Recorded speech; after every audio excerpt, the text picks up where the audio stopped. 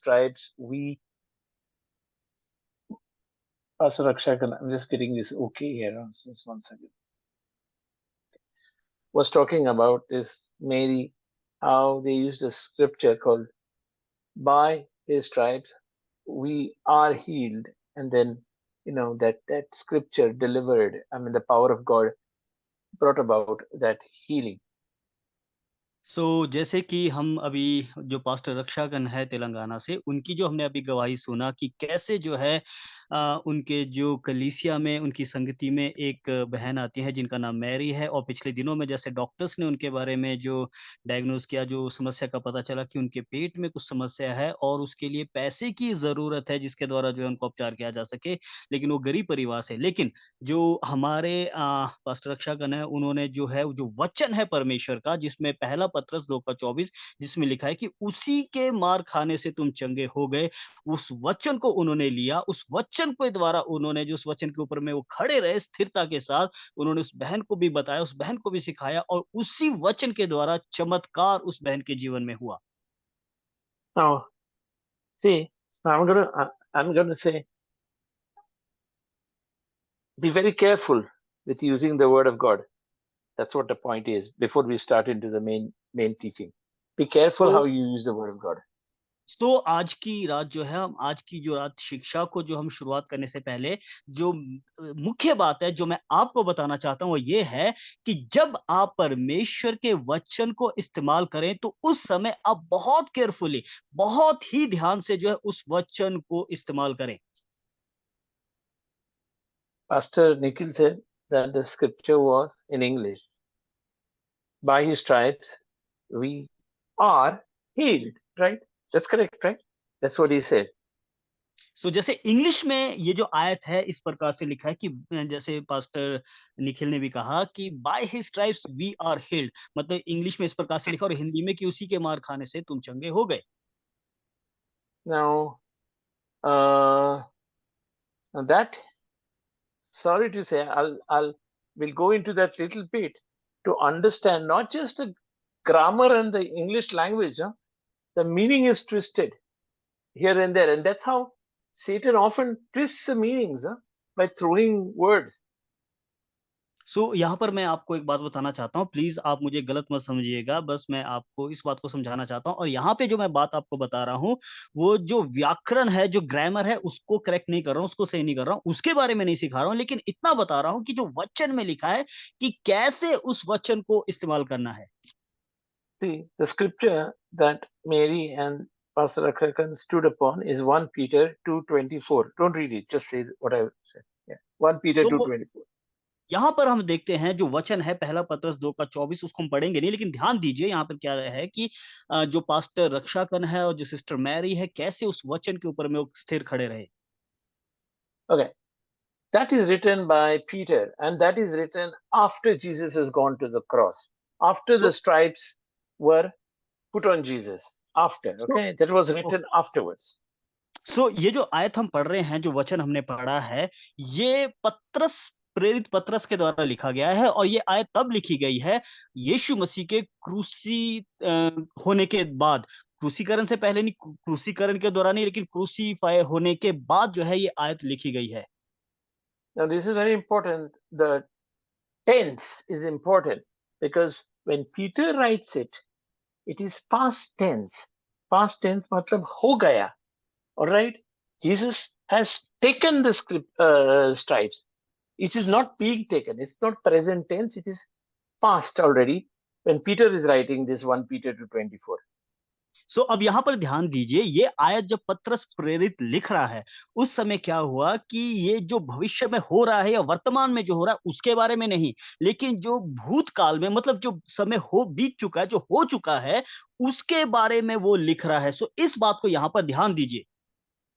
Now, in this, I can see tum change hue, that you. Now, what is the meaning of change hue? Is it you are healed or is it you were healed? Now, this is important. I'm not teaching you grammar or English language or making it different because, see, the scriptures stand for the truth. यहाँ पर जैसे हम पढ़ रहे हैं, यहाँ पे लिखा है कि उसी के मार खाने से तुम चंगे हुए। लेकिन इंग्लिश में थोड़ा-सा अलग है, जैसे लिखा है कि by his stripes you are healed और यू वर हील्ड। यहाँ पर जो है मैं इंग्लिश की जो व्याकरण है, ग्रामर है, उसके बारे में आपको नहीं सिखा रहा हूँ। लेकिन यहाँ पर जो जिस समय के बिंदु में ये बात लिखी गई है, उस पर मैं आपका ध्यान देना चाहता हूँ कि किस समय क्या लिखा और हुआ क्या है? Now, when in time of Isaiah, the prophet, this is correct because Jesus was yet to go on the cross and take the stripes. Okay, please understand. So it's correct before Jesus came, and a prophet could see it. It was so when Isaiah talks about it, this this translation is correct. अब यहाँ पर ध्यान दीजिए कि यही बात जो है यशायाह नबी ने भी इस बात को कही और अगर हम उसके दृष्टिकोण से देखें तो जहाँ जो बात यहाँ पर लिखी है उसने बिल्कुल सही लिखा और आप यहाँ पर बिल्कुल ध्यान दीजिए मैं फिर से बता रहा हूँ कि मैं किसी चीज़ को सुधार नहीं रहा हूँ, लेकिन ये बताने की कोशिश कर रहा हूँ कि जिस वक़्त ये बातें आयतें लिखी गई है उनका महत्व क्या है? यशायाह जब यहाँ पे लिख रहा है यदि हम उसकी स्टेटमेंट को पढ़ते हैं तो उसके अनुसार जो यहाँ पे लिखा वो बिल्कुल सही है। और जो यशायाह ने लिखा वो यीशु मसीह के आने से पहले ही लिखा था। Okay, so go to Isaiah chapter 53 5. Let us see what Isaiah says and then let us see what Peter says. Okay, so Isaiah आइए 53 5. Huh? हम यहाँ पर जाएँगे यशायाह नबी की किताब उसका 53 अध्याय। पहले हम यशायाह में से पढ़ेंगे और उसके बाद हम पतरस में से पढ़ेंगे और इस बात को देखेंगे कि दोनों को मिलाकर पढ़ेंगे कि क्या लिखा है। पढ़ेंगे यशायाह 53 उसका 5 और यहाँ पे इस प्रकार से लिखा है, परंतु वह हमारे ही अपराधों के कारण घायल किया गया, वह हमारे अधर्म के कामों के कारण कुचला गया। हमारी ही शांति के लिए उस पर ताड़ना पड़ी कि उसके कोड़े खाने से हम लोग चंगे हो जाएँ। Acha. So he's saying, see, that is meaning it's correct, wo jaye, but that is how we are healed. We are going to be, Isaiah says here, that this will happen or it is happening, but it is not over yet. Okay, it has not yet taken place. So even when it is in the process, it has not happened. But finally, when the surgery is over, then Jesus has taken, been crucified on the cross, that's a different story. अब यहाँ पर जो है ये शाह कह रहा है कि उसके मार कोड़े खाने से हम लोग चंगे Thank you, हो Jesus. जाएं। मतलब अभी ये हुआ नहीं है बट ये अभी प्रोसेस में है, ये हो रहा है और उसके बाद जो हम देखते हैं जैसे हम यीशु मसीह के क्रूसीकरण के बारे में देखते हैं तो एक प्रकार से उदाहरण के लिए जैसे एक ऑपरेशन होता है उसी प्रकार से उसके ऑपरेशन होने के बाद जो काम होता है वही जो है हम देखते हैं कि यीशु मसीह के क्रूसीकरण पे हुआ। यहाँ पे जैसे उसने लिखा है कि उसी के कोड़े खाने से हम लोग चंगे हो जाएँ, इसका मतलब वो अभी हुआ नहीं है, लेकिन वो हो रहा है, वो मतलब अभी जो है कार्य चल रहा है। But what is happening with Peter and today is when we use the scripture for ourselves or for praying, we have to realize that we are not talking about healing now. That person who is sick, Mary, was healed 2000 years ago. I'll tell you how. Please, I know you will say, Are, Mary was not even alive 2000 years ago. But I will tell you how it comes through. You've got to understand because, see, the scriptures are not written just like that, they are written based on a truth. यहाँ पर हम ध्यान देंगे बड़े ही carefully और बड़े ध्यान से हम यहाँ पर थोड़ा-सा देखेंगे कि जैसे हम सिस्टर मैरी के बारे में बात करते हैं, वहाँ पर क्या हुआ कि जैसे अब वचन के अनुसार उनके लिए प्रार्थना कर रहे हैं, क्या हुआ कि उसके मार खाने से चंगे हो जाए। और ये जो वचन है, जो हम यहाँ पर उसके लिए हम प्रार्थना कर रहे हैं, उस वचन का मतलब क्या है कि वो वचन जो है आज से 2000 वर्ष पहले वो हो चुका है। अब आप बोलेंगे, "अरे यार, ये क्या बात है? वो बीमार तो अभी हुई है, अभी उसको जो है तकलीफ है। ये 2000 पहले कैसे 2000 पहले तो वो जीवित ही नहीं थी, वो थी नहीं। लेकिन यहाँ पर जो है अभी मैं उसके बारे में आगे आपको थोड़ा-सा बताऊँगा, लेकिन अभी हमें इस बात को समझने की ज़रूरत है, इस बात को देखने की ज़रूरत है कि कैसे हम अपने शब्दों को इस्तेमाल करते हैं और जब हम पीछे देखते हैं कि 2000 पहले ही यीशु मसीह के कोड़े खाने से चंगे हो गए। So please understand, when the Bible talks something, it is not just, God talks in emptiness. There is a background when it says you have a bike, it's a title deed, no? The paper may look, अरे police station में हमारा RC book है, लेकिन it is supposed to back up. There is a bike there, really. Okay, it is not just you're believing in a bike that you don't have, or a house you don't have, but you got title deed. It is like that. This is based on something that is real. सो अब देखिए जो वचन में परमेश्वर ने कुछ भी कहा है, सो वो खाली ऐसे खाली खोखली बात नहीं कही है, लेकिन वास्तविकता क्या है कि जब परमेश्वर ने वचन कुछ कहा है तो उस वचन के पीछे एक बैकग्राउंड है, मतलब एक पृष्ठभूमि है जो सच में हुआ है और उसी के बाद जो है वो वचन कहा गया है। सो कहने का मतलब क्या है कि उदाहरण के तौर पे जैसे हम एक टाइटल डीड के बारे में देखते हैं, मान लीजिए एक बाइक का उदाहरण जैसे सर ने दिया है कि आपके पास बाइक है और उस बाइक का एक कागज, एक पेपर होता है जिसको आरसी बुक बोलते हैं, वो आपके पास में है। हो सकता है कि वो वचन के अनुसार वो आरसी बुक आपके पास में है, लेकिन बाइक आपके पास में नहीं है, घर आपके पास में नहीं है, लेकिन जो कुछ वचन में कहा गया है, वो शायद आपके पास नहीं होगा। इसका मतलब ये नहीं है कि वो नहीं है, बस वचन में सिंपल सा सीधा-साधा लिख दिया और हो गया, नहीं, लेकिन उसके पीछे एक पृष्ठभूमि, उसके पीछे कारण है जो परमेश्वर ने कहा है। See, I'm opening my Bible right now to something called, I don't know where you see. It's not important that you see. Called, you can see, New Testament. सो यहाँ पर मैं अपनी बाइबल को खोल रहा हूँ और आप यहाँ पर देख सकते हैं कि जैसे मैंने खोला तो यहाँ पे जो लिखा है नया नियम। Now, please, for most people, Naya Niyam is this page which has been inserted after Old Testament. So This अब page, यहाँ I hope you Bible can see. Huh? Huh. सो आप बाइबल में मैं आशा रखता हूँ कि आप इस पेज को साफ-साफ देख पा रहे हैं, जैसे लिखा है जिसमें लिखा है नया नियम। सो अब ये ऐसा नहीं है कि बाइबल के बीचों-बीच इसको नया नियम लिख दिया, डाल दिया, जिसमें पुराना नियम अलग हो गया, नया नियम अलग हो गया और बीचों-बीच नया नियम और पुराने नियम के बीच में एक पन्ने को डाल दिया।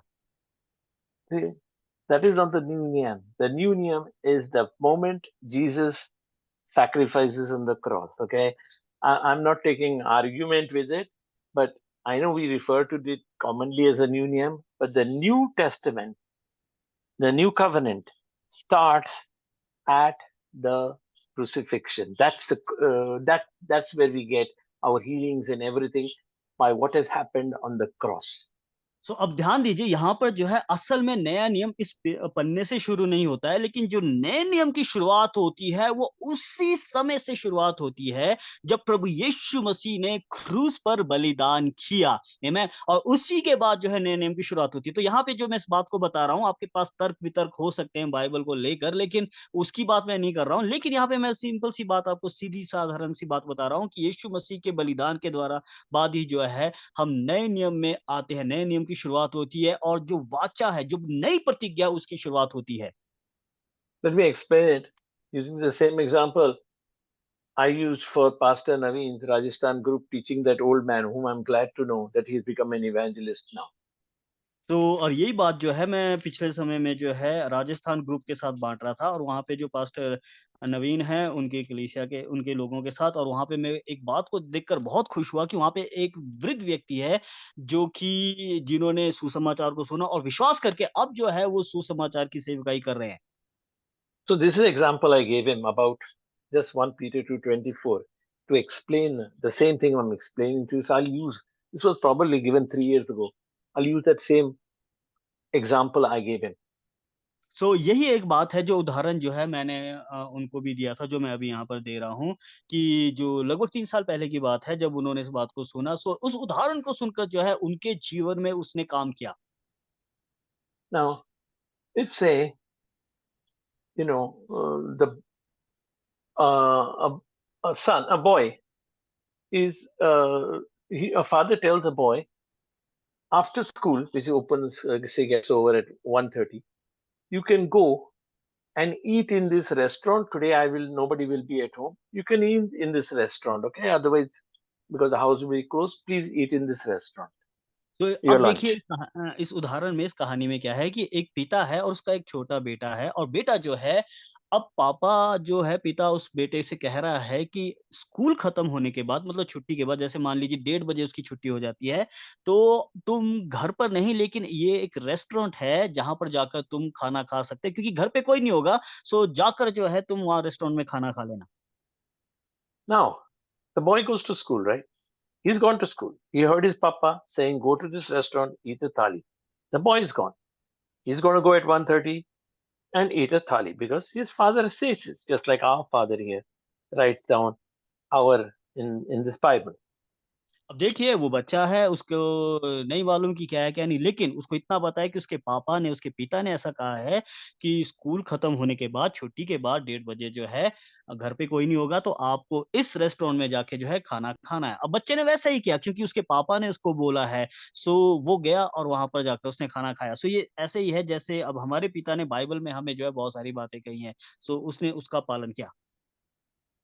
Now, the papa on the way to work, maybe 10 o'clock, he goes to the restaurant and he says, "हमारा बेटा आएगा 1:30 बजे, उसको एक थाली खिलाओ और उसके लिए पैसे मैं अभी मिलाता हूँ. I am paying full for his lunch." Okay. So अब क्या हुआ कि उसके जो पिता है, हो सकता है कि वो 10 बजे तक काम करे, लेकिन उसके पिता ने क्या किया कि वो उस रेस्टोरेंट में गया और रेस्टोरेंट में जाकर बोला कि 1:30 बजे के बाद जो है मेरा बेटा यहाँ पर खाना खाने के लिए आएगा। सो जो भी थाली खाएगा, जो भी खाना खाएगा, उसका जो भी बिल है, जो भी उसका जो खर्चा होगा, वो मैं पहले ही पूरा का पूरा अदा कर देता हूँ। Now, the boy comes at 1:30, right? And he says, bring me the thali and all that. So he eats that thali, right? सो अब देखिए 1:30 बज गए हैं, अब 1:30 बजे जो है बच्चा आता है और उस रेस्टोरेंट में जाता है और जाकर बोलता है कि मुझे वो खाना दो और ये जो थाली है, मुझे दो और उसको खाता है। Now, is the boy going to pay? No, because the father has already paid, right? तो अब देखिए क्या बच्चे ने खाना खा लिया, अब खाना खाने के बाद क्या बच्चे को पैसा देने की ज़रूरत है? क्योंकि पहले ही उसका पिता तो पे कर चुका है।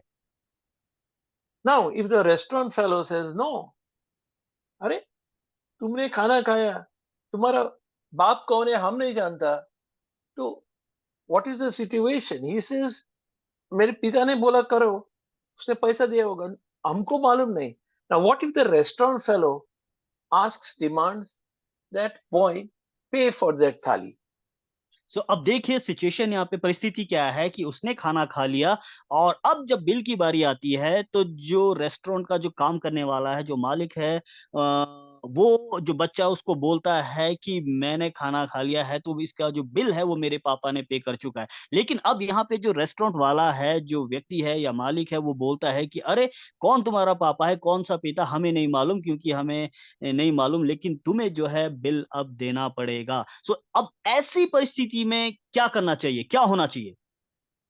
Now, all that boy, what the papa does is in the school, he keeps for him a piece of paper. The receipt he got, boy is in class, he doesn't know what her papa's done. Keeps a piece of paper with a receipt for the food. So the boy has that receipt. He's eaten. Now, when they ask payment and they threaten him, he can show that receipt. सो अब देखिए उसके पिता ने पहले ही क्या कर रखा था कि जो खाना उसका बेटे के लिए उसने पहले से ऑर्डर कर रखा था, उसका जो है बिल जो अदा किया था, उसकी एक रसीद है जो उसके पास में है और उसने क्या किया एक पेपर के ऊपर में लिखकर और उस रसीद को उस पर उसके साथ लगाकर जो है अपने बेटे को पहले ही दे दिया था। अब जब होटल का मालिक, रेस्टोरेंट का मालिक उस व्यक्ति से पैसे उस बच्चे से पैसे की माँग करता है खाना खाने के बाद, तो वो बच्चा क्या करेगा, अब सीधा जो है उस रसीद को जो है निकाल कर उस होटल के मालिक को दिखाएगा। So the point is the payment was not done at 1:30 or 2 o'clock. The payment was done at 9 or 10 o'clock in the morning. The payment is not done now. The payment is advanced, was done some other time. But he's only using a receipt for a payment that's already done. So we are using the receipt for a payment that was done 2000 years ago. Please, they're not going to be healed now.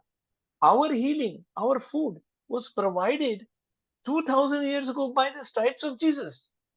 आमेन। सो यहाँ पर ध्यान दीजिए, अब क्या हुआ कि अब जो बच्चा जो वहाँ पर रसीद दिखा रहा है, इसका कहने का मतलब क्या है? इस कहानी के द्वारा ये बताना चाह रहे हैं कि जो बच्चे ने खाना खाया, उसका जो बिल अदा करना है, वो उसके पिता ने सुबह ही 9 बजे, 10 बजे जो है रेस्टोरेंट में कर दिया था और उसकी जो रसीद है, वो रसीद लाकर जो है उसने अपने बेटे को पहले दे दिया था कि अगर वो तुमसे खाना का बिल माँगेंगे, तो तुम इसको दिखा सकते हो। अब देखिए, होन कहने का मतलब क्या है? 1:30 बजे बच्चा आया, 1:30 बजे उसने खाना खाया और लेकिन उसका जो उसका बिल पे करना, जो अदा करना, वो मॉर्निंग में ही उसके पिता ने पहले ही कर दिया था। सो बस उस बच्चे को क्या करना है, अगर रेस्टोरेंट वाला उससे पैसा माँगता है, तो उस रसीद को दिखा सकता है कि मेरा पेमेंट हो चुका है। सो इसी तरीके से जो बाइबल में हम जब वचन को पढ़ते हैं, तो हम इस बात को देखते हैं कि हमारे स्वर्गीय पिता ने पहले ही आज से 2000 साल पहले जो कुछ भी हमारी ज़रूरतों को है, वो पूरा कर दिया है।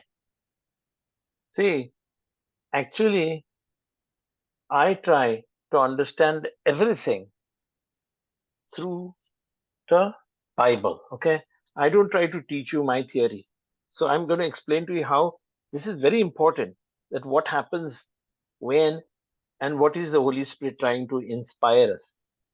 सो यहाँ पर मैं आपको बताना चाहता हूँ कि जो कुछ भी मैं यहाँ पर आपको सिखाने की सिखा रहा हूँ, सो वो ऐसा नहीं है कि बस बाइबल को पढ़ा और हो गया, लेकिन मैं उसको अध्ययन करता हूँ, उस बात को देखता हूँ कि उसमें क्या लिखा हुआ है। फिर वचन के अनुसार ही जो है मैं आपको ये बताता हूँ, ताकि आपको बात समझ यहाँ पर जो भी लिखा है, वो समझ में आ सके कि ये कब लिखा गया है और किस परिस्थिति में लिखा गया है, ताकि पवित्र आत्मा ही जो है इन बातों को क्या कर रहा है, वो सामने लेकर आ रहा है, ताकि हम इस बात को देख सके, जान सके, समझ सके। और ये जो बातें हैं, ये बहुत ही खास है, बहुत ही ज़रूरी है। See, the Bible, you may be reading in Hindi, I may be reading in English. Originally, it was inspired by the Holy Spirit onto a prophet. Okay, that's how it is. सो अब देखिए, जो Bible है, हो सकता है कि आप हिंदी में पढ़ रहे हैं, मैं उसको इंग्लिश में पढ़ रहा हूँ, कोई और अपनी भाषा में पढ़ रहा होगा। लेकिन जो बाइबल है, वो पवित्र आत्मा की प्रेरणा के द्वारा ही लिखा गया और वो प्रेरणा जो एक भविष्यद्वक्ता को मिली और उसने लिखा। But remember, God is a spirit. Holy Spirit is God. And when he talks to the prophet, and even to us, remember, I don't you may be understanding or trying to make a sense of it in Hindi or English. Remember, God is a spirit. Jesus says, my words are spirit and truth. Spirit, okay? सो अब आप इस बात को देखिए, जो परमेश्वर है वो एक आत्मा है, पवित्र आत्मा भी आत्मा है। सो जब पवित्र आत्मा मतलब जब परमेश्वर इस बात को बोल रहा है, भविष्यद्वक्ता को दिखा रहा है, बता रहा है, तो वो इन बातों को जो है उसको दिखा रहा है। हो सकता है अब इंग्लिश में हो, हिंदी में हो, किसी भी भाषा में हो, लेकिन जब वो दिखा रहा है तो कहने उसको सिखा रहा है, उसको प्रेरणा दे रहा है, तो इसका मतलब ये है कि आपको याद होगा यीशु मसीह ने इस बात को बोला, वचन में लिखा है कि जो बातें मैंने तुमसे कही वो आत्मा और जीवन है। Very good. I'm not sorry. This was not spirit and truth. You corrected it. Thank you. Spirit and life. It is in John 6:63. Just go there. सो ये बात जो है यूहन्ना 6 अध्याय उसके 63वीं आयत में लिखा है कि परमेश्वर यीशु ने कहा कि जो मेरा वचन है वो आत्मा और जीवन है। यूहन्ना Now, 6 now, उसका this is 63 अध्याय। important. That's how. See, the Bible gives us everything. I mean, the other. See, the whole thing is. And we have to understand how it all works. सो यहाँ पर हम देखते हैं कि Bible में जो है सारी बातों के बारे में बताया गया, सब कुछ उसमें दिया गया है। सो हमें चाहिए कि हम उन सारी बातों को जो है समझें। So when that Jesus took the stripes for Mary, took the stripes when you are unwell, or having sickness, somebody getting COVID. He has taken the thing, and that has been captured. That in accounting language, if anybody understands that credit, you know what is credit? That money in your account has been captured in 1 Peter 2:24. वो entry, book entry में वो capture किया है into 1 Peter 2:24. It's not simple words, okay? 1 Peter 2:24 a mantra, उसमें सच्चाई है, and that substance is captured in 1 Peter 2:24. Please understand. सो अब इस बात को समझने की कोशिश कीजिए, चाहे जैसे सिस्टर मैरी है, वो बीमार थे, वो कभी भी हुए या आप कोई भी बीमार है या खाँसी है, सर्दी है, ज़ुकाम कुछ भी है, कोई भी प्रॉब्लम क्यों ना, कब हुई आप चंगे, कुछ भी है। लेकिन अब यहाँ पर यीशु मसीह ने क्या किया, पहले से ही उनके लिए जो है कोड़े खाए। अब इसको आप जो है गणित की भाषा में, मैथ्स में इस प्रकार से समझ सकते हैं कि एक वर्ड आता है क्रेडिट। क्रेडिट का मतलब होता है जैसे उसको अगर हम सिंपल हिंदी भाषा में बोले जमा करना। सो क्या हुआ कि अब देखिए जैसे पैसे हम डालते हैं तो उसमें आता है कि आपके पैसे खाते में इतने पैसे जमा हो गए। सो जब आप एंट्री करते हैं, एंट्री के वक़्त आपको उस पासबुक में दिखता है कि हाँ, इतने डेट को इतने बजे इतने समय जो है आपका जो है पैसे इसमें जमा हुए। सो अब जब यीशु मसीह ने कोड़े खाए सो वो बात जो है यहाँ पर इस प्रकार से लिखी गई है, इस प्रकार से रखी गई है, इस प्रकार से उसको जो है रिकॉर्ड किया गया है कि यीशु मसीह के कोड़े खाने से हम चंगे हो गए। सो ये जो चंगाई है ये हमारे लिए एक ऐसा सब्सटेंस एक ऐसी चीज़ है कि जो यहाँ पर रखी गई है, जब हम इसको पढ़ते हैं, उसको देखते हैं, तब हमें पता चलता है कि वो तो हमें पहले से ही हमें दी गई है। See, what are words? I might speak in English. Pastor Sonu is teaching, speaking in Hindi. Somebody is here doing this in Kannada. So who's correct? We are talking about words, no? The word is an important thing. Word is an important thing. Who's important? What is word? सो अब देखिए यहाँ पे समझने की कोशिश कीजिए कि जैसे अब सर है वो इंग्लिश में बात कर रहे हैं, मैं जो हूँ हिंदी में उसका अनुवाद कर रहा हूँ और कन्नड़ में जब हमने देखा तो कन्नड़ की भाषा थी। सो अब यहाँ पर ध्यान दीजिए, इस बात को आप देखिए, जांचिए और बताइए कि कौन सबसे सही है। लेकिन जो कुछ भी मैं बोल रहा हूँ या सर बोल रहे हैं या कोई और बोल रहा है वो तो एक भाषा ही है, लेकिन सही कौन है? Words. Words. Okay? Write this down. Words are containers. Okay? Not the substance. They are containers carrying a substance. The substance is inside the word. And the substance, the spiritual substance, words are containers. सो अब देखिए जो words है मतलब जो शब्द है, शब्द क्या है? एक कंटेनर है। कंटेनर मतलब जिसमें किसी चीज को आप रख सकते हैं और जो जो वचन में लिखा गया है उसका जो अर्थ है जैसे चंगाई है या कुछ भी है, सो वो एक सब्सटेंस है। सब्सटेंस मतलब एक ऐसी चीज है जिस चीज को जो है कंटेनर में रखा गया। सो जो हमारे शब्द है वो कंटेनर का काम करते हैं और लेकिन जो वचन में जो असली चीज है उसका जो सब्सटेंस है उसकी जो चीज है वो उस वचन में है जो हमारे शब्दों में रखी गई है। सो जब हम शब्द को बोलते हैं तो वो शब्द जो है उसी सब्सटेंस को उसी चीज को लेकर जाता है। I akin that to gunpowder. You know, there's a bullet casing. Right? The casing, when you shoot, the case, it may look strong. It doesn't kill, but there is powder in there, and you can kill even a lion. So the gunpowder, this is just for your understanding. There is gunpowder in a container. That's basically a bullet. सो अब देखिए उदाहरण के तौर पे मैं यहाँ पे आपको समझाने की कोशिश कर रहा हूँ जैसे एक बंदूक होती है। अब बंदूक का जो कारतूस होता है, सो अगर कारतूस का जो एक पैकेट होता है, अगर आप उसको हाथ में पकड़ेंगे तो उसमें वजन होगा और वो ठोस होगा, बहुत ही मजबूत होता है। सो मान लीजिए अगर आप उस कारतूसों को अपने हाथ में लेकर किसी को मारते हैं तो उससे कुछ भी नुकसान होने वाला नहीं, कोई भी मरने वाला नहीं है। लेकिन जब उसी कारतूस को आप बंदूक में लोड करके उसको फायर करेंगे, बुलेट को फायर करेंगे, तब जो है उसी के द्वारा जो है व्यक्ति की जो है नुकसान हो सकता है, वो मर भी सकता है। उसका कारण ये है क्योंकि जो बुलेट होता है, जो कारतूस होता है, असल में जो बारूद है वो उस बुलेट के अंदर है, उस कारतूस के अंदर है। सो जब हम बंदूक में डाल के उसको बुलेट को फायर करते हैं, तो वो कारतूस जाता है, कारतूस में से अंदर से जो है बारूद निकलता है। So what Jesus is saying in John 6:63 before you is that जो शब्द मैं बात करता हूँ, they are the, you use the word barud, that goes, my words are just barud, that you take these words and you load it into your tongue, whatever language.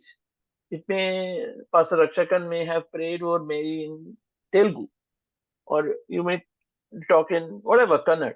So whichever shell वो बाहर का casing में डाल सकता है, वो सत्य, वो बारूद is the correct word, no brother? Huh? Yes sir, You yes said sir. the gunpowder is barud, no? जी। Okay, because I just learned from you. I don't know. Uh, so the so whatever it is he's saying, that my words carry the gunpowder that you need for the healing.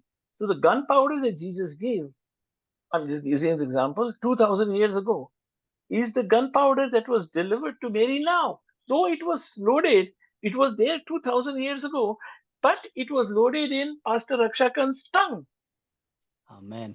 सो अब यहाँ पर ध्यान से इस बात को समझने की कोशिश कीजिए, जैसे यीशु मसीह ने यूहन्ना 16 अध्याय उसके 63 में बोला कि जो बातें मैं तुमसे कही है वह आत्मा है और जीवन भी है। सो कहने का मतलब क्या है?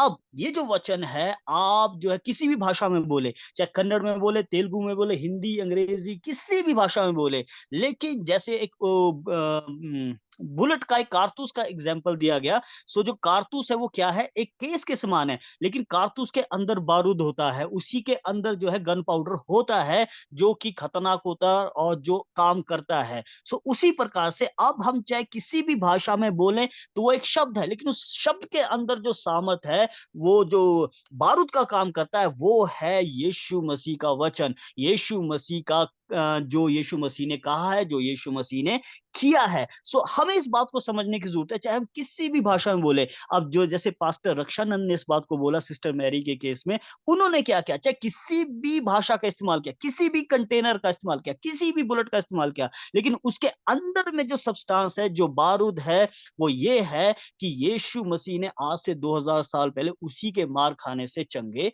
हो गए। सो वो चंगाई की सामर्थ किसमें है? वो वचन के अंदर, उस कंटेनर के अंदर में है। सो आप उसको किसी भी भाषा में बोलो, लेकिन जब आप उस असली तत्व को, उस असली सब्सटेंस को बोलने के द्वारा रिलीज करते हैं, तो वो चमत्कार करता है। See, the Bible is all about the finished work of Jesus. It's all grace. It is not about getting anything. This is what I teach. So it is about, I'm just using the word called barud or your bank account. It is about withdrawing what God has already deposited in your account. The barud may have been deposited 2000 years ago, but you are using it on your body, money, everything is given. All right. So the idea is, in past I used it like withdrawing the spiritual bank account. I'm using the word today of taking the barud from this word, open it and putting it in your shell. That is the way. I'm just using that 1 Peter 2:24 as an example of that. सो अब जो है पहला पत्रस 2 का 24 जो मैंने इस्तेमाल किया, वो एक उदाहरण के तौर पे आपके लिए इस्तेमाल किया है, क्योंकि आपको इस बात को जानने और समझने की ज़रूरत है कि परमेश्वर का जो वचन है, जो बाइबल है, ये अनुग्रह के द्वारा हमें सब कुछ दिया गया है, केवल उसके अनुग्रह के द्वारा। सो चंगाई है, चाहे कुछ भी ज़रूरत है, पैसा है, कोई भी ज़रूरत है, वो सब कुछ अनुग्रह के द्वारा हमें आज से 2000 साल पहले दे दी गई है। अब जब हम यहाँ पर जो है, इस समय में चाहे हमें चंगाई चाहिए, चाहे हमें पैसे की ज़रूरत है, सो हमें इस बात को देखने की ज़रूरत है और समझने की ज़रूरत है कि ये चंगाई, ये पैसा जो कुछ भी है वो पहले से ही परमेश्वर पिता ने हमारे लिए आत्मिक जो हमारा खाता है उसमें सब कुछ डाल दिया है। अब जैसे हमने एक बात की है चंगाई की, वो एक बारूद के समान है जो एक कंटेनर के अंदर, एक शेल के अंदर रखा गया है। सो उसी प्रकार से सब चीज़ें आत्मिक क्षेत्र में हैं। सो अब आज 2000 साल बाद जब हम यहाँ पर बैठे हैं, सो यदि हमें चंगाई की ज़रूरत है, यदि हमें पैसे की ज़रूरत है या किसी और चीज़ की भी ज़रूरत है, सो उस आत्मिक खाते से हमें उसको निकालने की ज़रूरत है, उसे विथड्रॉल करने की ज़रूरत है। और वो कैसे हम करेंगे? क्योंकि यहाँ पर सब कुछ हमें दिया गया है। सो अब ये सारी बारूद जो है जो भी सब्सटेंस है, जो कुछ भी है, वो हमारे जीभ में है। कहने का मतलब हमारे पास शेल है और उसी के अंदर है। सो हमें उसे रिलीज़ करना है ताकि वो ज़रूरतें पूरी हो सके। The thali price is not going to be paid at 1:30. Please understand. The transaction for that money was paid at 10 o'clock. But the actual transaction, that is the thali was delivered and he ate it. What at 1:30? But the payment for that was done, in this case, 2000 years ago. Please understand, because then we have to glorify the truth, okay? We are not just getting it some jadoo mantra. This has been deposited. So it is our birthright. When you get healed, it's not that God has हमको चंगा करेगा नहीं चंगा करेगा ईश्वर हम प्रार्थना करता हूँ भूखा भरा हो कितना हम no no no no no this is your title deed amen, hallelujah. So यहाँ पर इस बात को ध्यान दीजिए, जो अभी हमने एक बच्चे का उदाहरण देखा था, जो खाना खाया उसने 1:30 बजे। सो असल में खाना उसने 1:30 बजे खाया, लेकिन उसका जो बिल अदा किया गया था, वो 1:30 बजे नहीं, लेकिन सुबह 10 बजे ही उसके पिता ने उस थाली का जो है कीमत अदा कर दी थी। अब जो है लेकिन जो असली जो है अब क्या हुआ कि जब 1:30 बजे बच्चा आया, खाना खाया। सो यहाँ पर हमें इस बात को ध्यान देने की ज़रूरत है और समझने की ज़रूरत है कि बच्चे ने 1:30 बजे वो थाली खाया है, वो खाना खाया है। लेकिन उसका जो बिल अदा करना था, जो पेमेंट थी, वो सुबह 10 बजे ही हो चुकी थी। सो इसी प्रकार से बाइबल में भी जो है हमारे लिए हमारे पिता ने सब कुछ पहले से कर दिया है। तो अब हमें उसको देखने और समझने की ज़रूरत है। अब ये जो बाइबल को जब हम पढ़ते हैं तो ये उस प्रकार की रसीद है, वो एक डीड के समान है कि हाँ, हमारे पिता ने हमारे लिए सब कुछ कर दिया है। सो जब अब ऐसा नहीं है कि हाँ, परमेश्वर आप करोगे, आप ही चंगा कर दो या मैं भूखा मर रहा हूँ, मुझे इस चीज़ की ज़रूरत है, पिता आप करोगे, नहीं करोगे, प्लीज़ कर दो, ऐसा नहीं। लेकिन हमें इस बात को समझने की ज़रूरत है कि उसने पहले से ही हमारे लिए सब कुछ पूरा कर दिया है। See, therefore, it is possible to for anybody to take this bullet and fire it. Huh? Wait a second. It is not based on your. It is the ability to handle a bullet. A bullet a चोर भी use कर सकता है, और शराबी भी use कर सकता है, और जिस पुलिसमैन भी यूज कर सकता है। सो अब यहाँ पर रुक जाइए और थोड़ा ध्यान दीजिए, जैसे हमने एक कारतूस की बात की है, बुलेट की बात की है।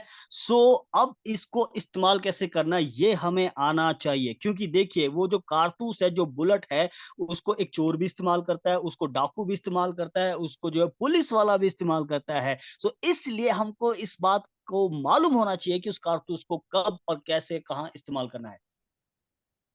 Wait a second. Let's not just condemn that man is wrong. This is a big thing in Christianity to condemn. Ah, that guy is bad. This guy. Please, let's stay away. But I will show you what Jesus is saying. Please, how the cartouche, the bullet, has been wrongly used for getting a purpose, but a thief can use it to steal when it was actually given to the police to protect you. तो अब यहाँ पर जो है देखिए हमारे मसीह जो समाज है उसमें एक बहुत गलत बात है और ये है कि दूसरों पर दोष लगाना। सो यहाँ पर हम किसी को दोष नहीं लगाएँगे, ना ही किसी पे हम दोष लगा रहे हैं। सो हमें यहाँ पर बस इसी चीज़ पर ध्यान दीजिए, इन सब बातों से दूर रहिए, दोष लगाने वाली भावना से, दोष लगाने वाली बातों से दूर रहिए। लेकिन यहाँ पर यीशु मसीह ने क्या किया कि कैसे उस कारतूस को यूज़ करना है, कैसे अधिकार को इस्तेमाल करना, उसके बारे में हम देखेंगे। अब यहाँ पे हम देखते हैं कि जो कारतूस है, अगर वो चोर जो है वो चोरी करने के लिए जो है उसका इस्तेमाल कर रहा है। लेकिन पुलिस के पास वही कारतूस अगर है तो वो दूसरों की रक्षा करने के लिए, सुरक्षा करने के लिए उसे इस्तेमाल कर रहा है। सो इस बात को हम यहाँ पर समझेंगे। This will also give you a new understanding of the scripture, that the scripture has left the mouth of God. It is independent. Okay, that also you will have to understand, because that will understand you how to use the Bible for your तो all your requirements. But because that is the will, that is the testament of God the Father through Jesus Christ for your benefit. But you have to know how to use it.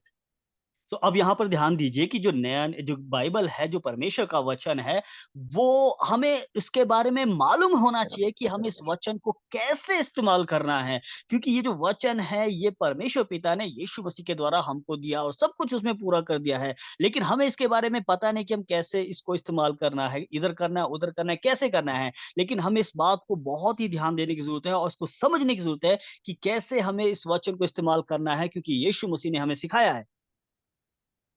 Go to Matthew. Now watch carefully.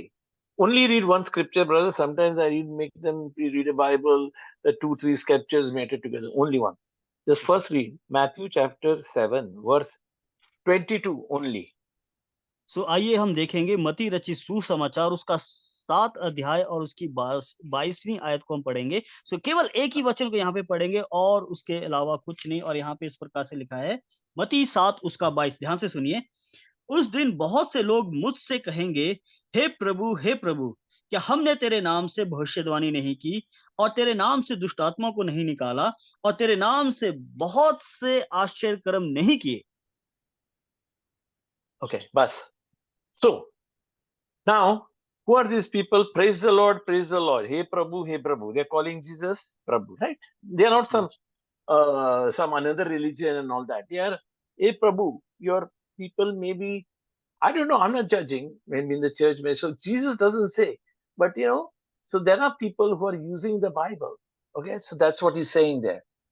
सो अब इस आयत को हमने पढ़ा, यहाँ पर ध्यान दीजिए, यहाँ पे क्या लिखा है कि जितने भी लोग जो है हे प्रभु करने वाले हैं। अब हमको ये नहीं पता कि ये लोग कौन से हैं। ये विश्वासी भी हो सकते हैं, चर्च में भी हो सकते हैं या कोई भी हो सकते हैं, जो केवल उसके नाम को इस्तेमाल कर रहे हैं और उसके द्वारा आश्चर्य कर्मों को कर रहे हैं। लेकिन यहाँ पर है ना, यहाँ पे हम किसी को जज नहीं कर रहे हैं, किसी पर दोष नहीं लगा रहे, लेकिन यहाँ पे जो वचन में लिखा उस पर हम ध्यान दे रहे हैं।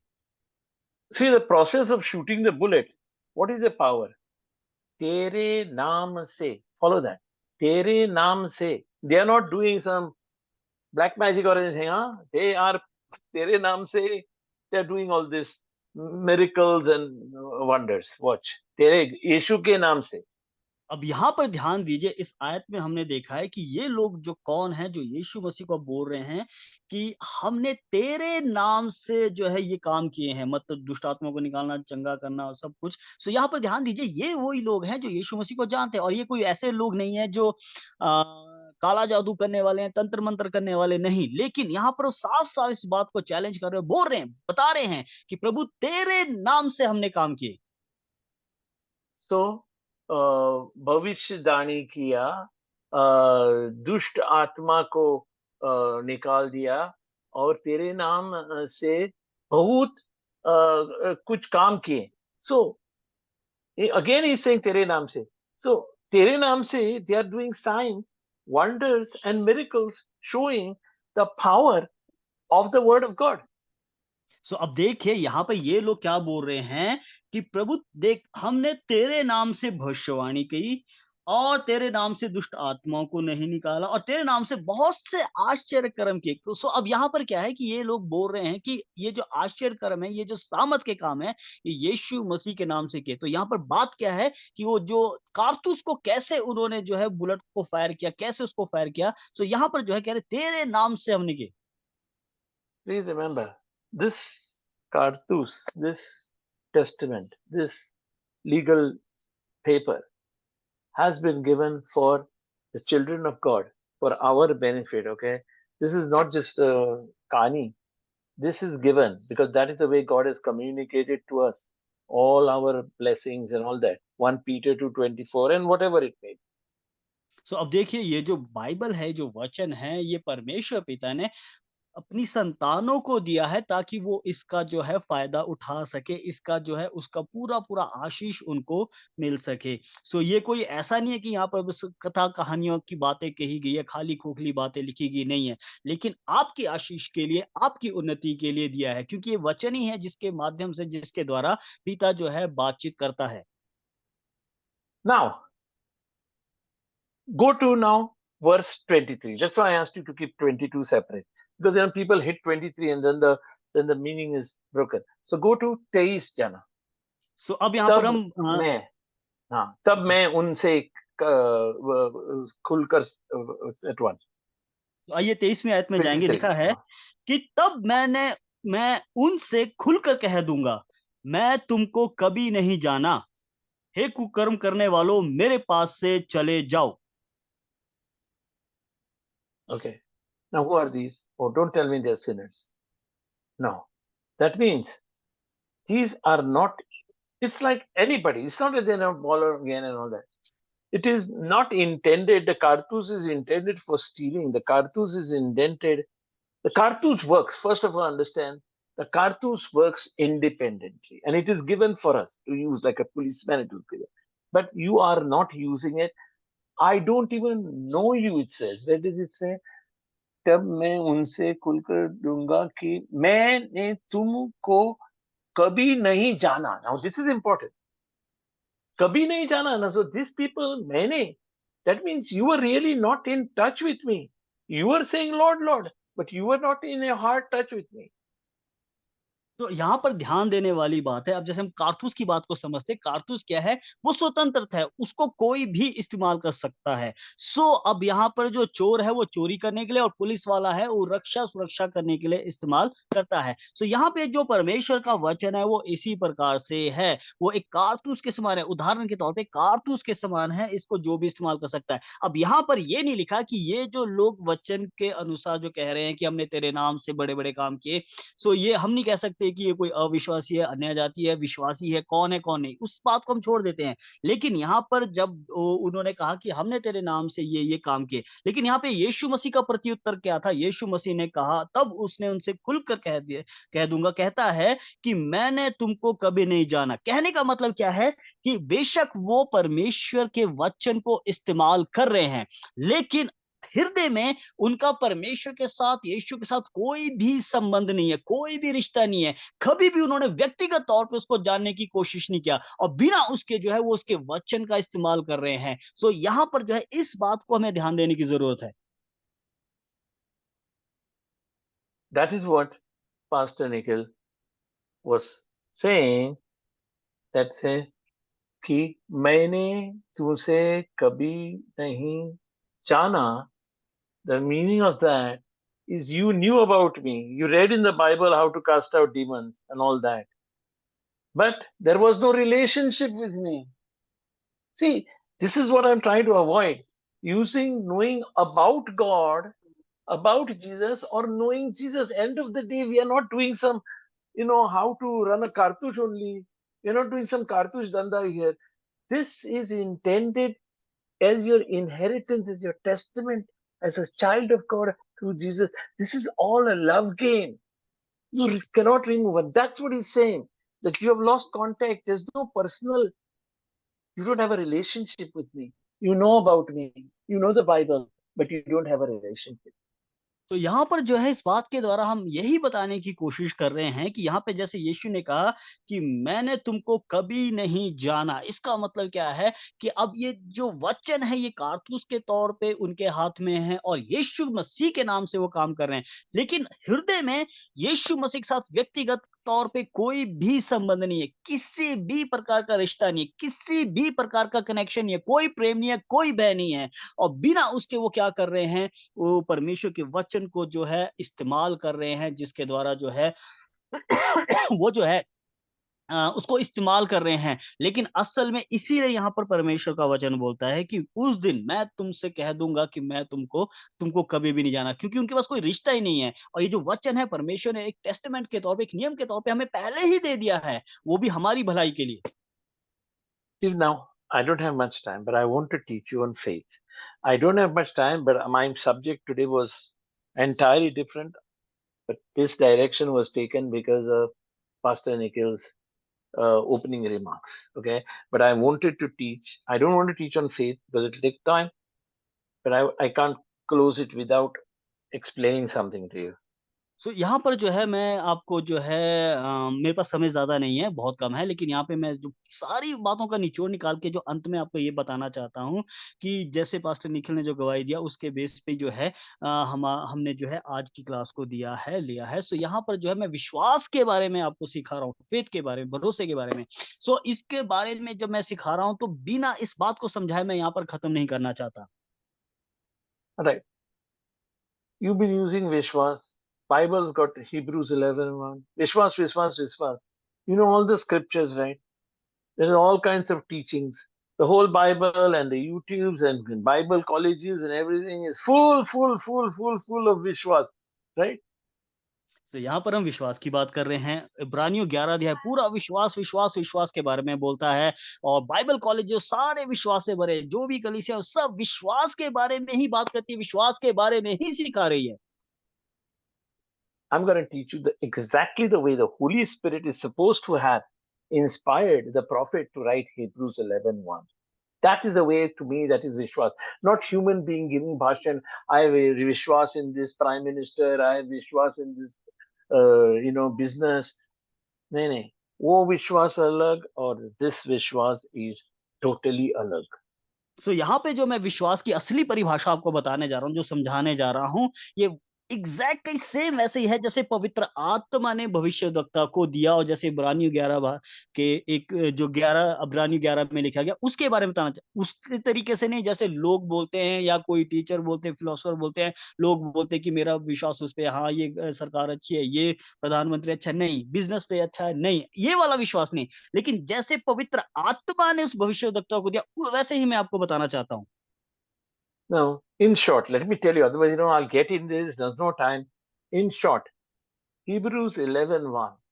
I have to go back to the original, the first person who heard it, right? Who's the first person? The prophet, the writer of Hebrews. What he speaks Hebrew, or he speaks, it is written in Greek. So he wrote this, right? Hebrews 11:1. Let's not read with your language of this world in the year 2024, okay? You will get 2024 विश्वास हम विश्वास ये picture पे वो hero पे वो cricket match पे नहीं नहीं नहीं बाबा ये विश्वास is what the Holy Spirit. Let's go back to what the Holy Spirit is teaching us. तो आइए हम जो है विश्वास की असली बात पे जाएँगे मतलब शुरुआत में जाएँगे जैसे पवित्र आत्मा ने उस भविष्यद्वक्ता को दिया था। आज नहीं जो 2024 में हम देख रहे हैं कि विश्वास की जो परिभाषा ये है, वो है, सो है। नहीं, उस पे नहीं हम जाएँगे कि हाँ जी, हमारा विश्वास इस पे है, उस पे है या किसी और पे नहीं, वैसे नहीं। लेकिन शुरुआत में बिल्कुल बिगिनिंग में जैसे पवित्र आत्मा ने भविष्यद्वक्ता को दिया था, उस पर हम ध्यान देंगे। Right now, I can see in front of me the Hindi one put there. It is called Nischay. Alright, Vishwas, whatever rest of the stuff. Basically, come down to the take up all that flack. Get to the main point. Vishwas क्या है? Vishwas सब don't let's go break one. Vishwas is a nischay, your confidence, I believe that would be the answer. Confidence in whatever it says, okay? That your confidence that you have is Vishwas, according to, I suppose, that Hindi one that I'm seeing in front of me. Hindi Bible में जब हम यहाँ पर देखते हैं विश्वास के बारे में और वो 11 के 1 में लिखा हुआ है। यहाँ पे जो है पूरे वाक्य को हम ध्यान नहीं देंगे, लेकिन इस पूरे वाक्य में एक शब्द है जो हिंदी में है निश्चय, उस पर हम ध्यान देंगे। अब निश्चय का मतलब क्या है कि ये एक ऐसा शब्द है कि हाँ जी जो जो बिल्कुल भरोसे के लायक है, जो बिल्कुल हमारा विश्वास है कि ये है। इस चीज़ के ऊपर में हम ध्यान देंगे क्योंकि इसी के द्वारा हमें पता चलता है कि विश्वास असल में है क्या? See, I, it, it's near that, but it's not the perfect thing that the Holy Spirit, at least I'm not going, say, I didn't hear the Holy Spirit. The writer of Hebrews heard the Holy Spirit, right? So, not the one that he wrote. He did not write confidence, okay? It is confidence, but it is not perfect. What did the Holy Spirit inspire that writer to say that faith is? अब यहाँ पर हम देखते हैं कि अब पवित्र आत्मा ने जो है मुझे एग्ज़ैक्टली नहीं पता कि उन्होंने जो है उस भविष्यद्वक्ता को क्या दिया, क्योंकि वो उनको ही पता है क्योंकि उन्हीं को मिला है। लेकिन यहाँ पर हम देखते हैं कि जो विश्वास है, जो भरोसा है, जो कॉन्फिडेंस है वो क्या है? यहाँ पर हम थोड़ा-सा उसके आस-पास उसको देखेंगे कि वो किसके बारे में यहाँ पे बोलता है। For that, I want to question. In that Hindi, it is in English, it is substance. Some English books they say confidence. Hindi mein is nischay.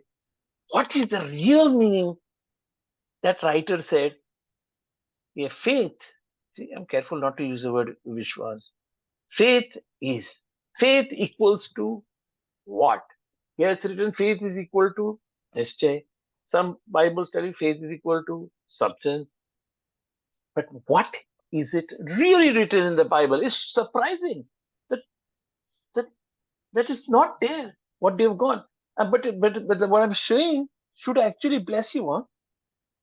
अब यहाँ पर हम देखते हैं कि असल में विश्वास का मतलब क्या है? उस बात के बारे में हम ध्यान देंगे कि असल में जो पवित्र आत्मा ने उस भविष्यद्वक्ता को दिया था वो क्या था? हम इस एक पर्टिकुलर शब्द पे एक बात पर ध्यान देंगे कि असल में विश्वास है क्या? वो क्या चीज़ है? क्या सब्सटेंस है? क्या चीज़ है? या क्या है? उसके बारे में मैं आपसे एक प्रश्न पूछना चाहता हूँ। विश्वास है क्या? Now that I hope Pastor Manoj is there. I just sent him a WhatsApp. What it is? Let him flash it. All right? Can you send? That is what I'm going to read you. Is exactly what is the Greek word of what is Vishwas. Vishwas is equal to that word. Pastor Manoj, are you there? Yes, brother. Just that little thing I showed you, hypostasis. Please flash it so they don't, because I'll have to say and they will not get it. Just put it, flash it if you can. Hypostasis. All right. Anyway, that is the true, according to, well, I used Google to search it. I'm not a Hebrew scholar, but this is Greek. What that word used in Hebrews 11:1 says Vishwas is. सो यहाँ पर एक तस्वीर के द्वारा जो है sir हम इस बात को समझाना चाहते हैं कि विश्वास में असल उसका मतलब क्या है। सो अब सर इस बात को कह रहे हैं कि मैं कोई हिब्रू का जो है स्कॉलर नहीं हूँ इब्रानी भाषा का, लेकिन इस शब्द के माध्यम से हम जो है समझ सकते हैं आसानी से कि विश्वास का असल में अर्थ क्या है। Pastor Manoj, is it coming or you're not there? I just like, because I don't. I'm trying to just share the screen. All right. Anyway, the word is okay. That actually, let's go back. I can't help it but go back to the, not to an English word and not to any other word. Pastor Manoj is going to, just because I gave it to him. It is called hypostasis. Can you read it? Don't worry about it. That is what a word is, and I'll tell you what it means, because now you'll be important to know what is the biblical meaning, intention of telling us what our Vishwas is. तो अब यहाँ पर जो है इसका जो original जो मूल भाषा में जो विश्वास का जो जहाँ से लिया गया है वो है hypostasis। सो इसके बारे में हम थोड़ा-सा देखेंगे कि क्या है, क्या नहीं है और इसका अर्थ क्या है और ये कैसे काम करता है? Now the problem it's not been featuring is because that is word is not used very much. Only once or twice in the Bible it's used, and it's a word out of fashion. It was used in after the Romans, the early church. That's when the word was used, when this was written. See, certain words, even in Hindi and all that, get outdated. So then they try to use modern words. Now, because that word says something different. Hypostasis. What does it say? I'll tell you. सो यहाँ पर ये जो शब्द है इसको हम देखते हैं कि ज़्यादा इस्तेमाल नहीं हुआ, 1 या 2 बार हुआ, वो भी तब जब रोमन उसके बाद में और आज के जो है ये देखा जाए तो ये एक इतना आधुनिक शब्द नहीं है। सो इस शब्द को जो है आज के समय में एक प्रकार से पुराना हो चुका है, इसको आज के समय में इस्तेमाल नहीं किया जाता। लेकिन यहाँ पे जो hypostasis जो एक शब्द है, इसका असल में अर्थ क्या है, उसके बारे में अभी सर हमको बताएँगे। Not by, theology. The word means this. I want to show you in practice. See, this is what it is. The Bible is about practice. It's not written by, scholars. It is written practically. So, what is the use of that word 2000 years ago when it was penned down by the writer of Hebrews? Hypostasis, when he wrote that, what was he meaning? सो अब हम इस शब्द को यहाँ पर देखेंगे। देखिए ये जो शब्द है इसका कोई जो है ये बिल्कुल एक प्रैक्टिकल शब्द है और आज से 2000 साल पहले पवित्र आत्मा ने जो भविष्यद्वक्ता को दिया, जो उन्होंने जब इसको लिखा था hypostasis को, तो इसका जो असल में अर्थ है वो क्या है? सो यहाँ पर जो है इस शब्द का जो अर्थ है मैं बिल्कुल आपको एक जो है प्रैक्टिकल तरीके से बताना चाहता हूँ। कोई थियोलॉजिकल तरीके से नहीं कि इसकी व्याख्या दे दी हो गया, नहीं। लेकिन बिल्कुल प्रैक्टिकल तरीके से मैं आपको यहाँ पे समझाने की कोशिश करूँगा कि इस शब्द का असल में मतलब क्या है? A very rich lady was leaving her properties, house and mansion, to her children, so and एक that was called the document, that inheritance, that legal document of saying मैं मेरा घर तुमको देता हूं, say to my son. That document is called hypostasis. अब देखिए ध्यान से इस बात को समझने की कोशिश कीजिए। एक बहुत धनी महिला है, एक औरत है, एक स्त्री है, महिला है, बहुत धनी है और अब उसने क्या कि उसके पास जो कुछ भी उसकी धन संपत्ति है, पैसा है, घर है, जो कुछ भी है, वो उसने उनके बच्चों के नाम पे कर दिया और जब उसने उनको अपने बच्चों के नाम पे किया कि मैं तुमको ये देती हूँ, तो वहाँ पर एक कानूनी जो है कागज़ को लिखा जाता है जिसको हम जो है विरासत भी कहते हैं कि विरासत जो है इनके नाम पर वसीयत जो है लिखी गई है, ठीक है? सो अब वो जो वसीयत लिखकर उनको दिया गया कि मेरी जो धन संपत्ति है अब वो तुम्हारी है। सो उस वसीयत को, उस कागज़ को, उस पेपर को जो कानूनी कागज़ है उसी को बोलते हैं hypostasis। Maybe I don't know. You just came across virasat. Maybe that's what it means. And by the way, that lady giving is an actual fact. They excavated it from the Roman Empire. A lady who was giving property in Rome or somewhere, or that area, Jerusalem, to her family, that document of giving to you, this house belongs to you, this car belongs to you, this money belongs to you, that is called a legal, your inheritance. If virasat means that, that's what it is.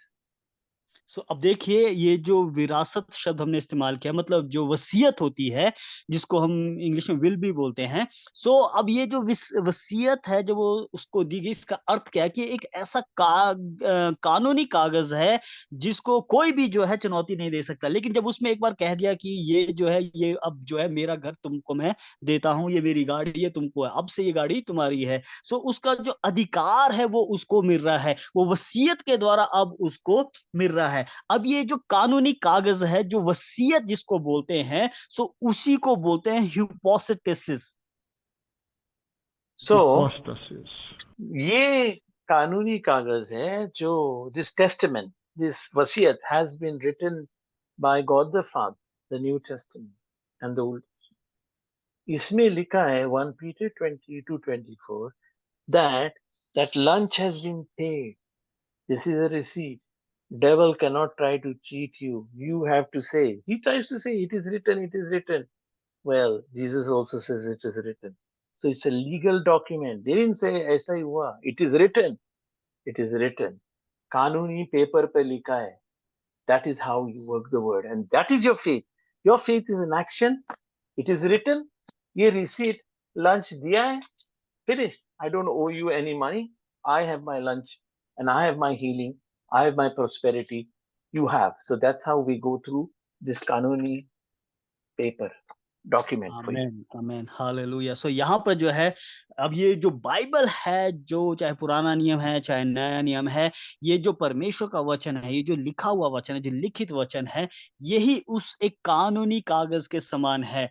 जैसे कि जब हम वसीयत के बारे में पढ़ते हैं कि वसीयत एक के नाम से दूसरे के नाम पे हो जाती है। सो हमारे स्वर्गीय पिता ने जो है इस वचन में हमको वो सारी आशीषें दे दी है। जैसे हम पहला पतरस 2:24 में पढ़ते हैं कि उसी के मार खाने से तुम चंगे हो गए और उसने हमें चंगाई भी दे दिया है, उसने हमें समृद्धि भी दे दिया है, उसने हमें सारी आशीषें दे दिया है। सो ये सारी आशीषें ऑलरेडी दे दी है और इस वचन के द्वारा मतलब इस कानूनी कागज के तौर पे जो है सब कुछ हमें मिल गया। ये ऐसा ही है जैसे उस बच्चे ने 1:30 बजे लंच किया, अब जब वो उसको रसीद दिखाता है कि मुझे तुम्हें कुछ भी देने की ज़रूरत नहीं है क्योंकि इस रसीद के द्वारा जो है तुम्हारे को पहले से ही सब कुछ दे दिया, इसका जो बिल है अदा कर दिया गया है। सो उसी प्रकार से चाहे हमारी चंगाई है, चाहे हमारी आशीष है, चाहे कुछ भी है, परमेश्वर के वचन के द्वारा सब कुछ पहले से पूरा कर दिया गया है। So that barud, when that boy shows the barud, he's not showing, it's just a piece of paper. It's just a piece of paper. But the barud is wrapped up in that. Okay? That is your wrapping up. It is not just stated there, तुमको दे देगा. It is behind that. God has deposited already. Deposited. It's not that God will make it after you pray here. It is already deposited. So if you don't open your deposit, your spiritual bank account, you don't know your receipt, that's it. You'll be a beggar. So the idea I'm teaching you is it's already there. This is your legal document. You have to fight for it.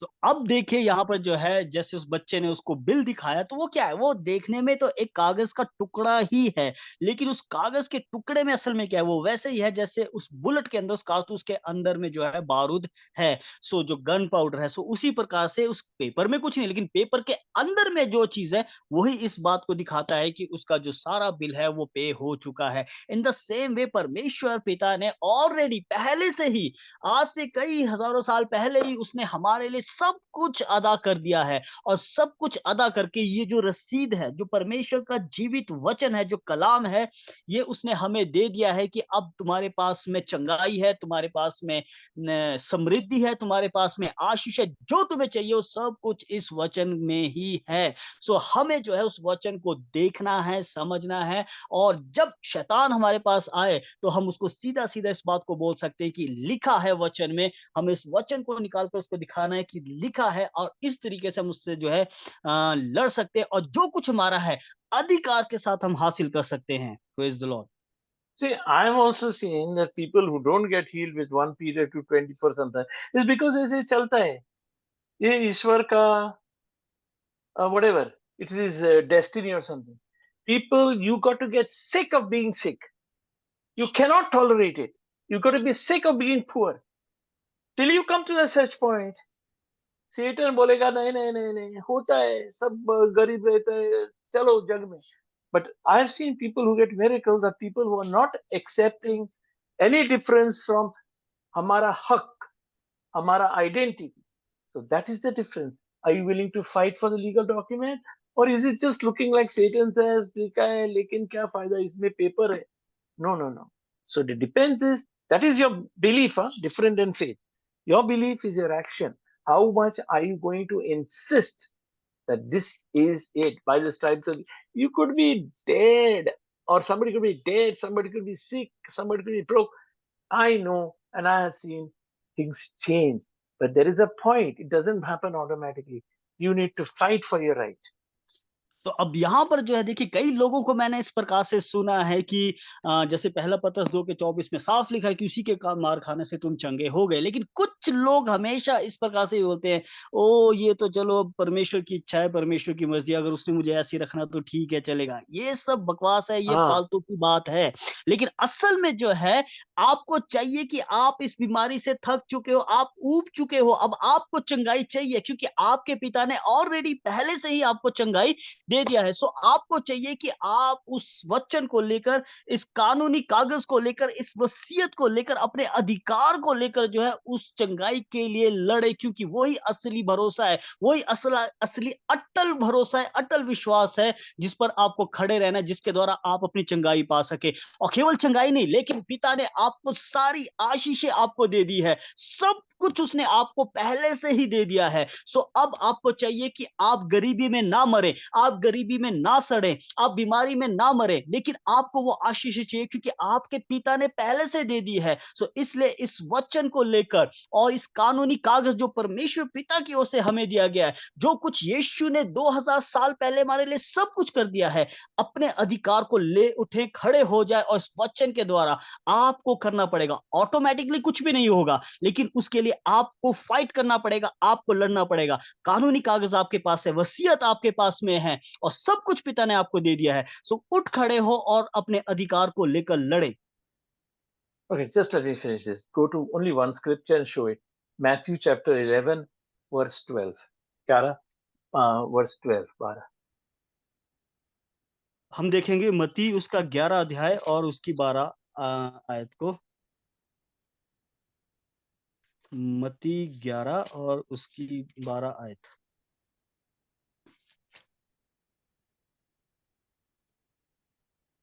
लिखा है यहाँ पर मत्ती रचित 11 उसके 12 आयत में, यूहन्ना बपतिस्मा देने वाले के दिनों से अब तक स्वर्ग के राज्य में बलपूर्वक प्रवेश होता रहा है और बलवान उसे छीन लेते हैं। Yeah. So you have to do it by violence. There's no violence in breaking things, but you have to fight for it. Right? Don't think, दिखा है, तो मैं सोता हूँ, कुछ नहीं कर... No, the Satan is not going to let you have it. He's going to do everything to prove this wrong. Just like he was doing with Jesus, he's going to question his identity. All right? But you stick around there saying it is written, I am he. खड़ा, खत्म. तो अब यहाँ पर देखिए, यहाँ पर जो आयत में लिखा है मत्ती 11 के 12 में कि बलपूर्वक जो है वो स्वर्ग के राज्य में प्रवेश करते हैं। सो उसी प्रकार से अब बलपूर्वक का मतलब ये नहीं है कि आपको भीख मांगना है, आपको गिड़गिड़ाना है, आपको रोना है, नहीं, लेकिन आपको इस वचन को लेकर, उस अधिकार को लेकर जो है बल के साथ जो है आपको जो है अपने अधिकार को, अपनी आशीषों को प्राप्त करना है। शैतान आएगा और आपको भरमाने की कोशिश करेगा, आपको फंसाने की कोशिश करेगा, आपको गिराने की कोशिश करेगा। अरे नहीं नहीं, ये सिर्फ लिखा है, कुछ नहीं होता है। वो यीशु के पास भी है कि लिखा है, उसने उसकी जो असली पहचान है उसके ऊपर में उसने प्रश्न उठाया, उंगली उठाया, लेकिन पर यीशु ने क्या किया, उसने वचन के द्वारा ही उसका सामना किया। सो उसी प्रकार से शैतान को आने दो, लेकिन हम जो है बलपूर्वक इस वसीयत के अनुसार, इस वचन के अनुसार उसका सामना करें और बलपूर्वक अपनी आशीषों को ले लें। Okay? Sorry, brothers. Let's close. सो आज के लिए इतना ही है। धन्य